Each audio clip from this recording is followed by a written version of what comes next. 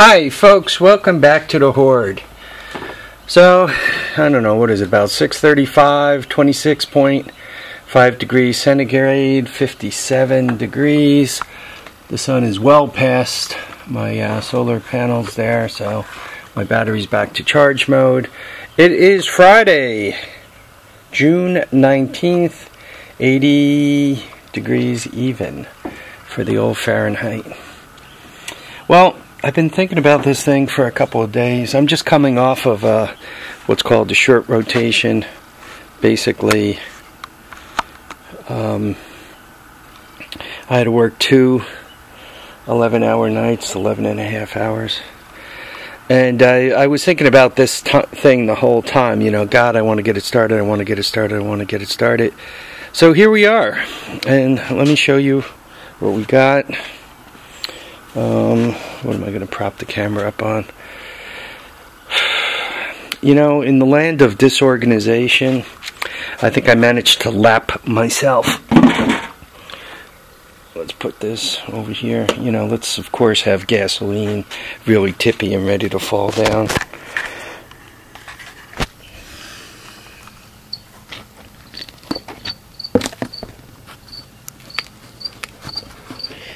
Anyway, the camera's giving me strange messages.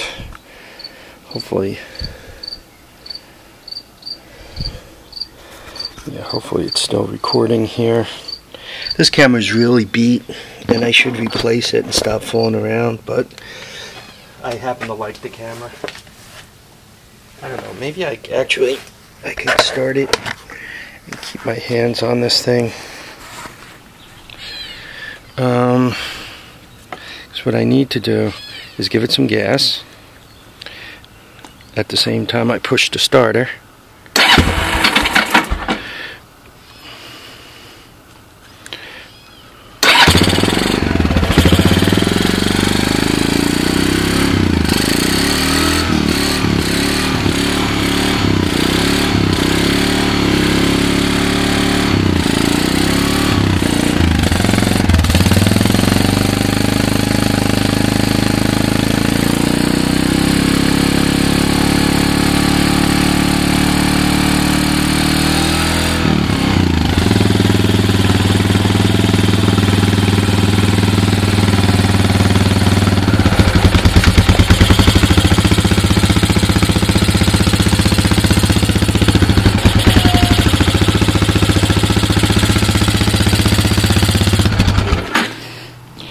Well, you guys can see it starts, it runs, and it appears to move.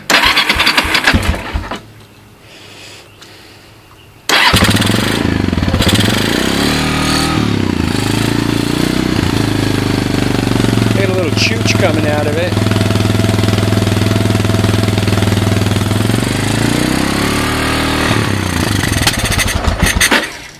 Yeah, I turn off the choke and it seems to die. I guess that's not a huge surprise, given the carburetor is really not big enough. The neutral light works. Obviously, I'm running on the jump pack.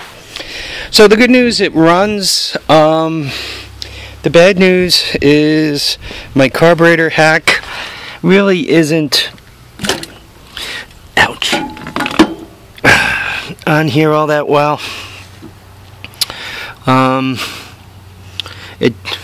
By the way, that's the carburetor hack, so you guys can see what it looks like. I mean, really hard to put together. My problem is the real carburetor has, I'm going to call it a length of pipe, and then it's got a thick area where the rubber grabs onto, and the length of pipe goes into that aluminum area a bit. And then kind of slides on. That aluminum is kind of an outer sleeve to the carburetor. So the carburetor slides on, and that rubber grommet just kind of holds it. I mean, it's a seal, obviously, but it holds it up tight against it. When I was planning on making my little kit, obviously I got to spare one of these. But it doesn't fit into that aluminum area. It stops. So the concept of this carburetor hack for starting the bike works beautifully, obviously, right? You guys saw the bike start, you saw it move, right? Congratulations, Harvey's happy. But from the concept of taking it out for a ride, one good bump, it's going to fall off, and obviously I'm going to have a problem. Given that this thing starts, runs, actually sounds very good, moves, right? We moved it, I don't know, 2-3 feet. It obviously pays to now spend some quality time with that carburetor. One of the things that concerns me about that carb is my buddy that worked on this thing. He's one of the best carpenters I know. Not much of a mechanic. So, knowing that he kind of poked around with that carburetor has me really nervous. But, hey, I'm going to have to do what I'm going to have to do. I'm going to have to get into that carburetor and see if I can't bring it back to life. So, the concept of the hack to get the bike started works beautifully. If one spends a little bit more time on the hack and actually sets themselves up an inner sleeve here that goes into the carburetor, a ways into that aluminum bushing I showed you guys here, a ways, the concept would actually work beautifully. It actually sounds pretty good. There's no issue with that. So all those things make me happy. I just wish the carburetor would stay on there long enough for me to take it out for a ride. It's just not going to do that. Tomorrow is one of my big 3 flea markets for the year. So I do look forward to going to that, and you guys will see what prizes I come home with. Yeah, it's probably out of the big 3, it's probably number 1 or 2. So hopefully I do really good tomorrow.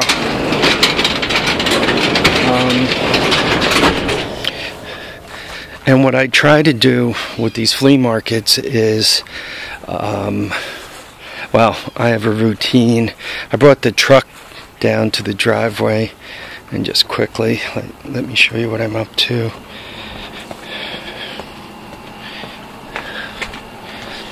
You know, gave the truck a quick pre-flight to make sure it's going to get me there and back, right? Doesn't do me any good if I'm stuck on the side of the road. And all the bargains I got from the flea market, I now have to spend that money on getting towed home.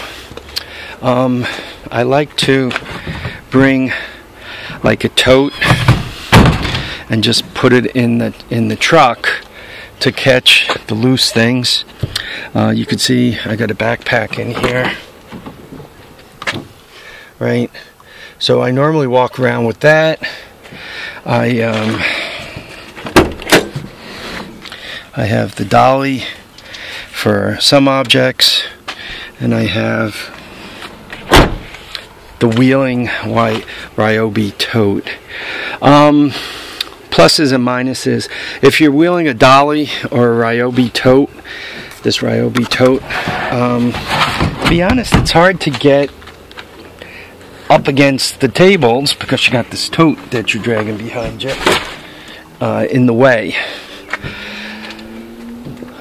So normally what I do is I throw the backpack on over my shoulder and run along. I carry a piece of paper folded 4 ways, and on it, when I buy something and I can't carry it immediately, I put the spot number.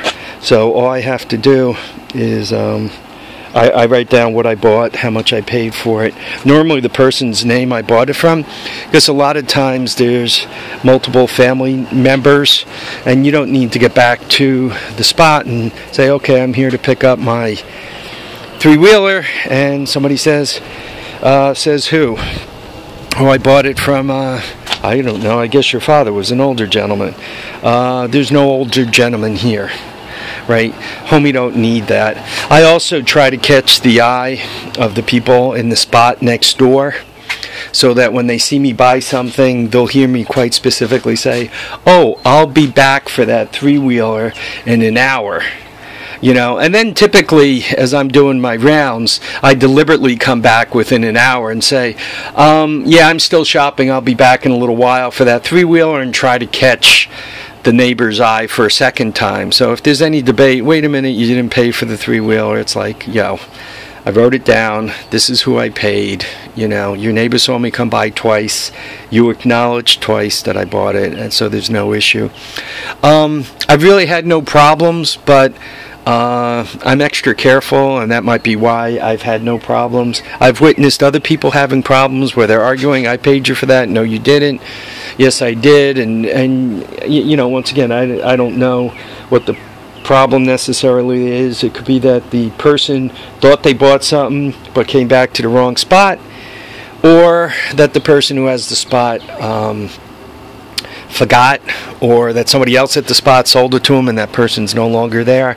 So I just find a quick note with the spot number, what I bought, how much I paid, who I gave the money to, and you know, once again, catching the eye of the guy in the neighboring spot or the gal in the neighboring spot, and just, you know, so that they hear the deal go down.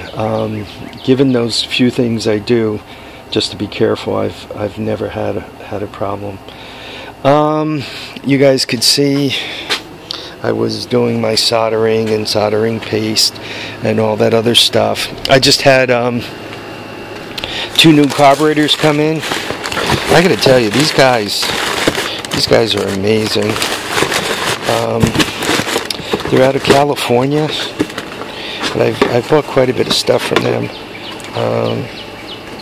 These guys here, as I show it to you upside down.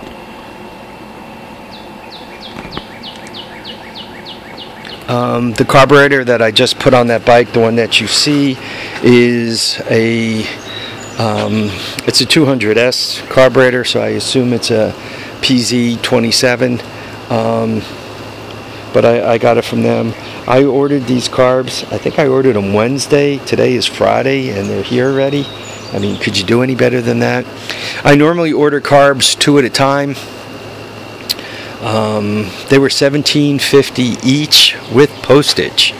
Once again, you can't rebuild a Honda carb for $17.50. And you guys could see I put it on the wrong bike, and still it started and ran and sounded pretty good.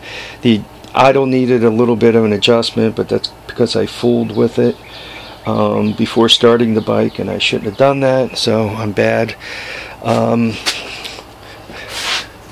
If the carburetor would have stayed on, I probably would have slammed this air filter on it. See the right angle there on the right here. So I probably would have slammed that on, and we'd probably be riding right now, but it won't stay on. So I gotta fix the real carburetor. To make the hole in the brass, I used one of these fan bits. It's nice because you can step it up to just slightly bigger than the pipe fitting, so that when you go through the brass, right, it's the joint is big enough to get solder into, but not too big that you know you get all that solder and you're going back and forth on a solder joint and it breaks. So that's what I used when these are from Harbor Freight. Came to a package. You know, these things, I don't know what they call themselves. High-speed steel step drills.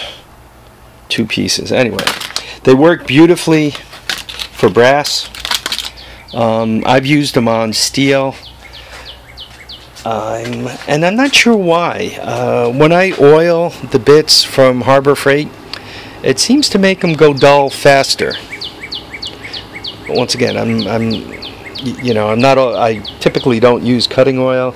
I typically use whatever's floating around, right? A couple of drips of motor oil.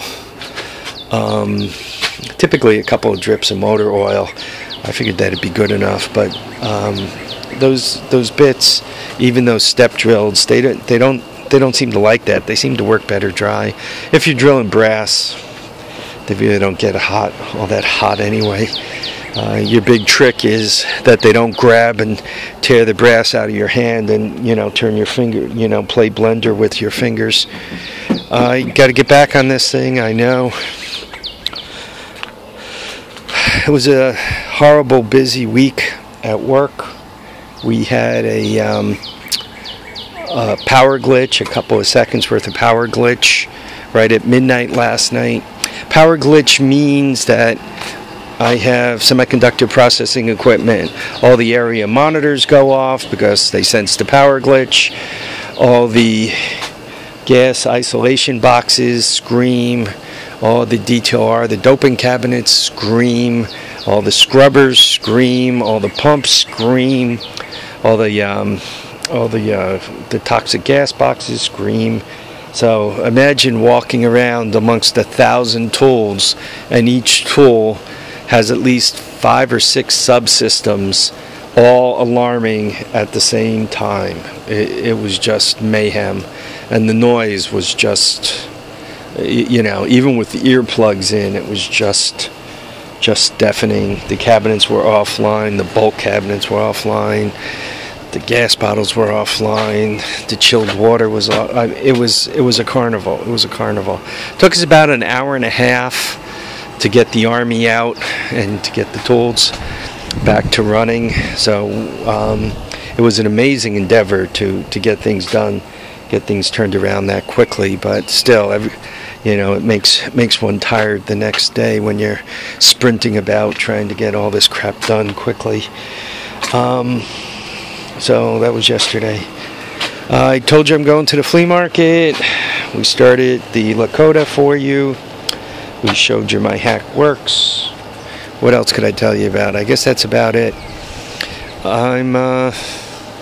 This is a busy weekend. My parents are up from down south, so I'll be visiting with them. Got the flea market. Got Father's Day on Sunday. Guys, call your father. Say something nice to him. And gals, call your father. Say something nice to him. And I guess that's about it. I want to thank you all for watching and commenting and subscribing. Remember to keep your feet down, keep your head up, and enjoy all your days. 231, sorry, long video. Hopefully you had a sandwich or a beer or something.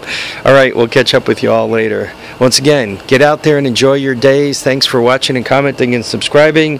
And looks like my contest is pretty well participated in. If I had to guess, chances are going to be like 1 in 100, 1 in 150. So keep joining up, keep subscribing, and keep going. These 4-inch grinders, particularly the black ones, the Drill Masters, they are the favorite grinder of the horde. I have several. Why do I have several? Because I lose them and get another one and bring it out and use it, then lose that one and then get another one, and next thing I know I have 5 of them unboxed and with blades that are all burned down, and you know, that's just the way the horde runs. Okay, once again, thanks for watching, comment, subscribing, feet down, head up, enjoy your days, and we'll catch you all tomorrow. Bye now.